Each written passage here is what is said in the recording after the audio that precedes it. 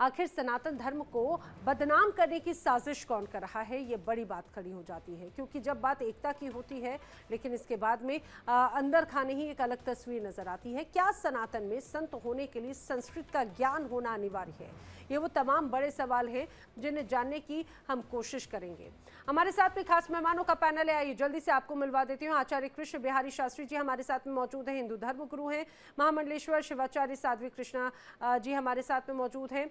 आचार्य doctor Ramvilas Chaturvedi ji हमारे साथ में मौजूद हैं, हिंदू धर्म गुरु। आचार्य डीपी शास्त्री जी मौजूद हैं, हिंदू धर्म गुरु। आप सभी का बहुत बहुत स्वागत है। जिस तरह से हम तमाम प्रतिक्रियाएं लगातार देखते रहे हैं, आचार्य विलास चतुर्वेदी जी, राम विलास चतुर्वेदी जी, मैं आप ही के साथ में चर्चा की शुरुआत कर रही हूँ क्योंकि इसके पहले भी हमने कई बार कार्यक्रम किए हैं। इसके पहले जब हमने देखा था कि प्रेमानंद जी महाराज की तरफ से जब टिप्पणी की गई थी और चारों ओर से उनके खिलाफ एक अलग लोगों के बयान प्रतिक्रियाएं सामने आ रही थी। अब जब जिस तरह से रामभद्राचार्य जी की तरफ से बयान सामने आया है, इसे कैसे देखते हैं आप? जय श्री कृष्णा। आपने बहुत सुंदर आज का प्रश्न रखा है। पूछता है इंडिया। वस्तुतः यह समस्त सनातन धर्मावलंबियों के, समस्त हिंदुओं के मन में जिज्ञासा है कि आज कैसा समय आ गया कि संतों में आपस में ही एक दूसरे को नीचा दिखाने का अथवा अपने आप को बड़ा प्रस्तुत करने का ये कौन सा ऐसा समय आ गया है। एक बात मैं कहूं, हमारे सनातन धर्म में, हिंदू धर्म में शास्त्रार्थ परंपरा पहले से ही रही। मैं काशी से पढ़ा हूं, तो हमारे जब अध्ययन काल में भी शास्त्रार्थ हुआ करते थे और शास्त्रार्थ परंपरा रही है। शास्त्रार्थ करना गलत नहीं है, लेकिन इस प्रकार से शास्त्रार्थ के लिए बोलना अथवा किसी भी व्यक्ति के लिए बोलना कि आपको संस्कृत का ज्ञान नहीं है, संस्कृत के एक भी श्लोक को आप नहीं बोलते हैं, यह सर्वथा अनुचित है। क्योंकि रामभद्राचार्य जी महाराज एक संप्रदाय के जगत गुरु हैं।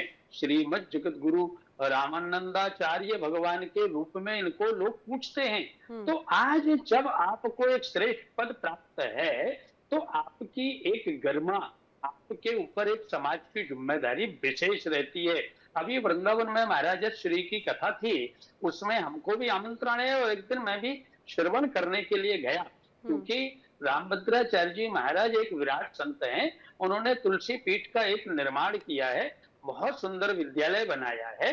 परंतु आज के समय में जिस प्रकार से परम पूज्य प्रेमानंद जी महाराज सरलता से, शांति से, भजन के द्वारा युवाओं के अंदर एक धर्म की प्रेरणा का कार्य कर रहे हैं, उसके देखते हुए जो उनके फॉलोवर्स बढ़ रहे हैं, अनुयायी बढ़ रहे हैं, तो यह इस प्रकार की टिप्पणी बिल्कुल भी माननीय है, अनुचित है। और मैं आपके चैनल के माध्यम से समस्त सनातन धर्मावलंबियों से कहना चाहूंगा कि भाई ये एक संतों के बीच का विचार है, यह समाज में कोई मतभेद वाला नहीं है। और इसको इस प्रकार से ना लेकर के संत परंपरा सदैव समाज को और नहीं, लेकिन रामविलास जी, अगर कोई बात अगर ये कहा जाए सार्वजनिक मंच से की जाती है, अगर विवाद होता है तो आपसी स्तर पर तमाम अलग अलग मंच होते हैं, संत समागम होते हैं या फिर ऐसे कई अलग अलग चीजें होती हैं।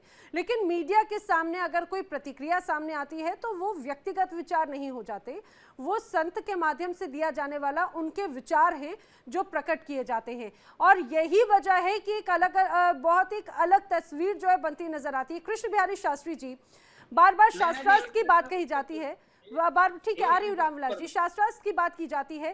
क्या मुझे एक सबसे महत्वपूर्ण बात तो ये बताइए, क्या संस्कृत होना ही एक संत की पहचान है, संस्कृत जानना? क्योंकि हम जानते हैं हिंदुस्तान तो विविधताओं का देश है, चमत्कारों का देश है। यहाँ पर यहाँ की जो संस्कृति है, यहाँ का जो इतिहास है, वो चमत्कारों से भरा हुआ है। अगर किसी के पास में कोई ऐसे अलौकिक तेज, उसके पास से आभा अगर उसका प्रकट होता है तो हम उसे चमत्कार के रूप में देखते हैं। प्रेमानंद जी महाराज को लेकर भी यही बात कही जाती है, उनकी सेहत को लेकर भी यही बात कही जाती है। कहा जाता है भक्ति की जो शक्ति है वो किसी चीज में नहीं है। फिर रामभद्राचार्य जी के बयान को कैसे देखेंगे?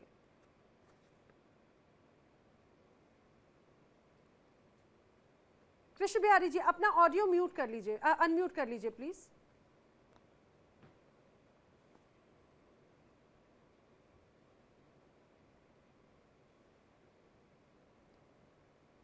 कृष्ण बिहारी जी, आपको आवाज आ रही है मेरी? चलिए, आपका ऑडियो मैं ठीक करवाती हूँ। और यही सवाल जो है मैं साध्वी जी की तरफ, साध्वी कृष्ण जी की तरफ लेकर जा रही हूँ। अच्छा, उनका ऑडियो ठीक हो गया है। जी जी, कृष्ण बिहारी जी।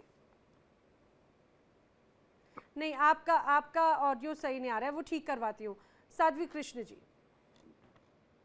देखिए, कहना चाहेंगे, ऐसी वाणी बोलिए मन का आपा खोए, और उनको शीतल करे, आप भी शीतल हो। ये वाणी का ही काम है। अपनी वाणी से आप किसी को पराया कर सकते हैं, अपनी वाणी से ही किसी को जो है अपना बना सकते हैं। यहाँ बात हो रही है संत समाज के इतने बड़े संत के बारे में, जो अपने यानी अपनी बातों से क्या, यानी रामायण के बारे में, कभी सुंदरकांड के बारे में बताते कि इसमें ये गलती है, ये गलती बताते रहते हैं। मगर आप ये बताइए, आज आपकी वाणी से ऐसे शब्द कैसे निकल गए, वो भी प्रेमानंद जी के। उन्होंने तो कभी किसी संत के बारे में कुछ नहीं कहा, बल्कि हमेशा स्टैंड लिया है। वो हमेशा जो युवाओं के लिए प्रेरणादायक है। आप इस तरीके की वाणी आपको शोभा नहीं देती, क्योंकि रामभद्राचार्य जी ने जो बोला है कि संस्कृत, अरे देखिए, जो अभी हमने जो बोला है ना, ये भी कबीर की है। इसमें कौन से संस्कृत की भाषा देख रहे हैं? तो यहाँ संस्कृत बोलने से अगर संत कहलाता है तो क्या कहने। और संस्कृत अगर वो बोल रहे हैं, संस्कृत के जरिए ही कुछ अच्छे, यानी चरित्र भी अगर संस्कृत बोलने से अगर आपका दरकता है तो सभी संस्कृत बोलने लग जाए। यहाँ संस्कृत भाषा के ऊपर इन्होंने टिप्पणी करी है, और उसके बाद आप उनको बोल रहे हैं जिन्होंने कभी भी वृंदावन से बाहर निकले नहीं है, कभी एकदम हवाई जहाज में घूमे नहीं है, या कहीं पे भी जो है मान सम्मान कभी नेताओं के बीच में बैठे नहीं है, उस संत के बारे में आप संत हैं, एक दूसरे संत का सम्मान करना सीखे।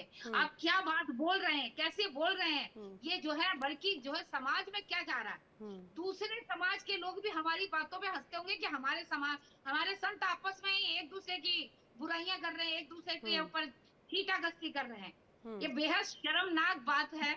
हमें अच्छा नहीं लगा जब इन्होंने ये चीज बोली। संस्कृत की बात कहाँ से लेके आ गए आप?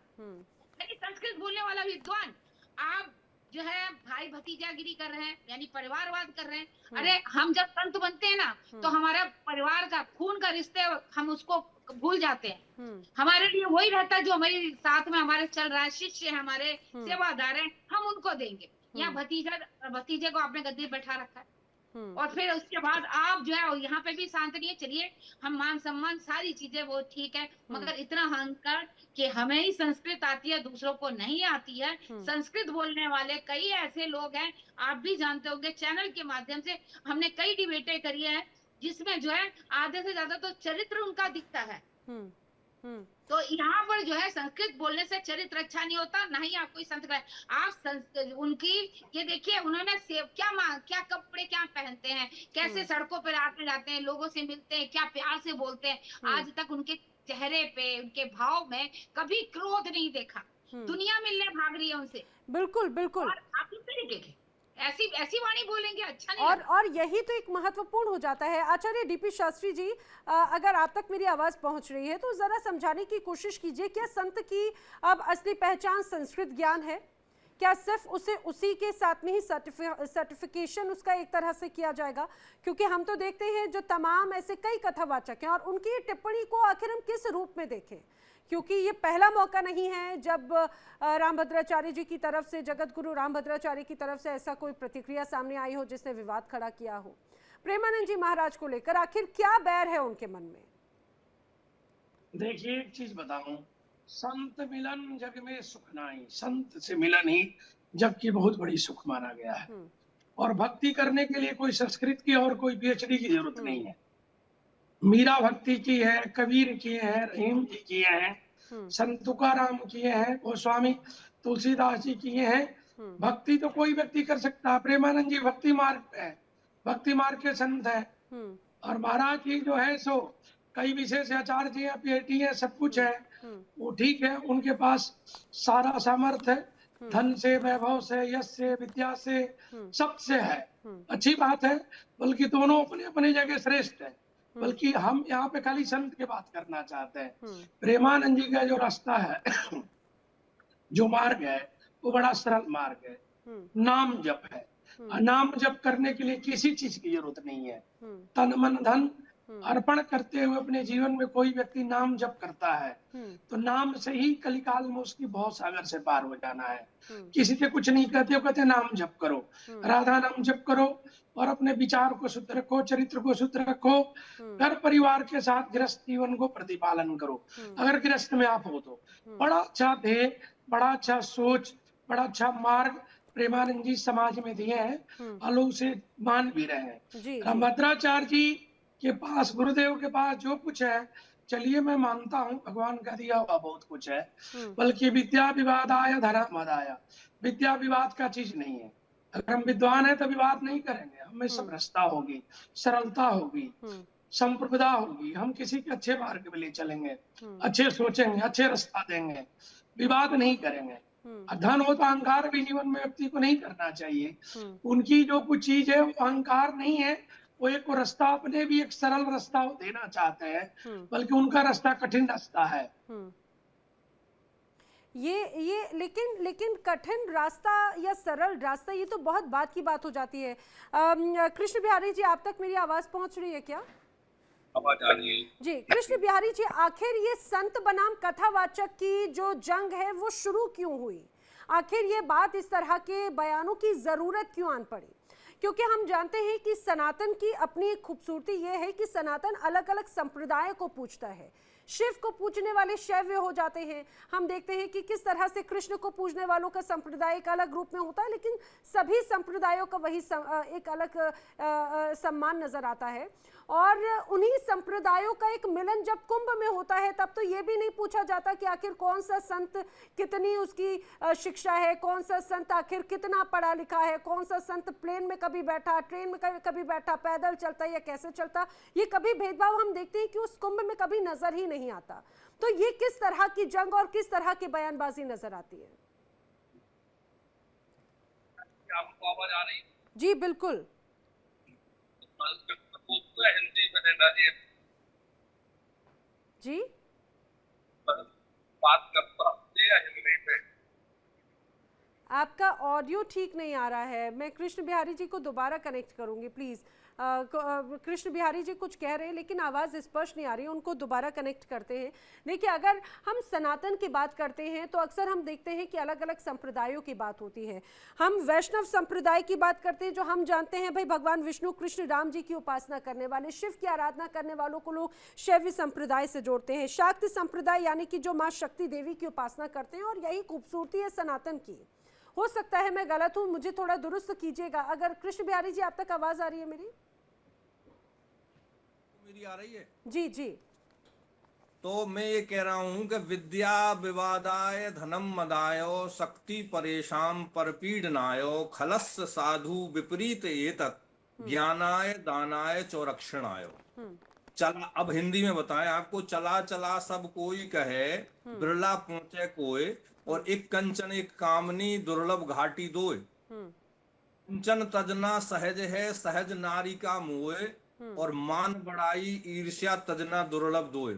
अब आपको एक बार कहूंगा कि मणिराम छावनी है अयोध्या में जी, एक बार वहां का विजिट अपने जो है रिपोर्टर से जरूर कराइएगा। लाखों संत, लाखों गाय, लाखों संत और गाय ब्राह्मण एवं देवताओं की पूजा वहां पर निशुल्क होती है, और खाना पीना रहना सब कुछ यथा श्रद्धा शक्ति। बड़े बड़े लोग जुड़े हैं, छोटे छोटे लोग भी जाते, किसान भी जाते, गरीब भी जाते। ठीक है। तो जो सेवा करते हैं निर्विवाद, हमारे यहाँ शास्त्रों में कहा है धन्यवाद निर्विवाद, राम राम कहिए और जाहि विद राखे राम ताहि विद रहिए। रही बात यहाँ पर जो है शास्त्रार्थ की, तो शास्त्रार्थ विश्वामित्र और वशिष्ठ जी का भी हुआ था राम राज्य में, और शास्त्रार्थ की परंपरा हमारे यहाँ है। परंतु भक्ति के दो पुत्र हैं भागवत में। हम भागवत कथाकार हैं। आपके जो है कृष्णा जी और डीपी शास्त्री जी तो हमारे बहुत जो है क्लोज हैं, हमारे यहाँ आना जाना सब कुछ प्रेम भाव। तो बहुत कई बार हम लोग आपस में मिले भी हैं कई चैनलों पर।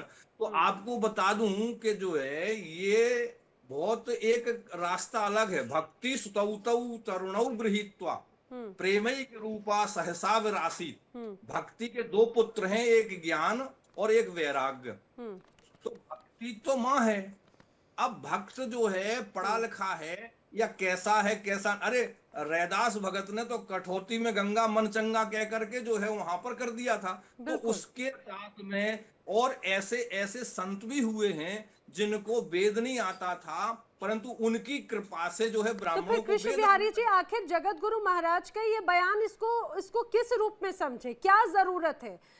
ये संत बनाम कथावाचक है या फिर प्रेमानंद जी महाराज की जो लोकप्रियता है उस पर एक तरह से प्रहार है? ये रामायण की चौपाई है नैना जी, कोबड़ छोट कहत अपराधु, दोनों प्रिंसिपल हैं हमारे, दोनों हमारे जो है धर्म के अच्छे प्रचारक हैं और दोनों सम्माननीय हैं। दोनों को आपस में इस प्रकार के विवादित बयानों से हमारे धर्म को, अच्छा वैसे एक तरह से दूसरी तरफ से नैना जी अच्छा ही हुआ, यदि ऐसा नहीं वो बोलते तो आप जो है डिबेट नहीं रखते और हमारे धर्म का और नहीं, लेकिन अच्छे विषय पर डिबेट रखते ना कृष्ण बिहारी जी।